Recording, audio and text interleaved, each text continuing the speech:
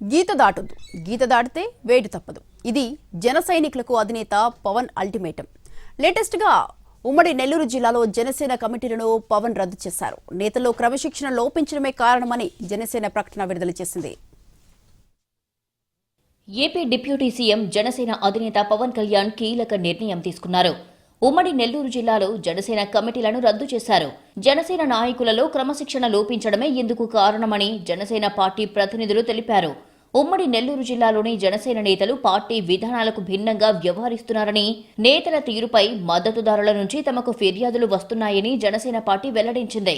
Janasena party సిద్ధాంతాలు, విధానాలకు ఆకర్షితులమై తోడుగా నిలిచామని, కానీ జిల్లా నేతల వైఖరి అందుకు విరుద్ధంగా ఉందని జన సైనికులు ఆవేదన వ్యక్తం చేస్తున్నట్లు జనసేన ఓ ప్రకటనలో తెలిపింది. నెల్లూరు జిల్లాలోని జనసేన నేతల మధ్యన విభేదాలు, వారి క్రమశిక్షణ రాహిత్య చర్యల కారణంగా జనసేన కార్యకర్తలు ఇబ్బందులు పడుతున్నారని జనసేన పార్టీ తెలిపింది. ఈ కారణంతోనే ఉమ్మడి నెల్లూరు జిల్లాలోని జిల్లా, నగర, మండలం, గ్రామస్థాయి కమిటీలను అన్నిటినీ రద్దు చేస్తున్నట్లు జనసేన పార్టీ ఓ ప్రకటన విడుదల చేసింది.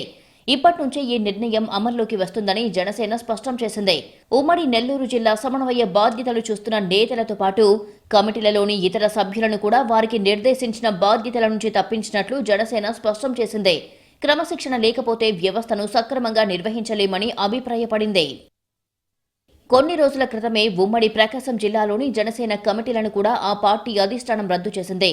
ఇప్పుడు నెల్లూరు జిల్లా కమిటీలను కూడా రద్దు చేశారు. కొత్త కమిటీలను నియమించే వరకు కేంద్ర కార్యాలయం నుంచి ఉమ్మడి నెల్లూరు జిల్లాలోని జనసేన పార్టీ వ్యవహారాలను పర్యవేక్షించనున్నట్లు ప్రకటనలో తెలిపారు.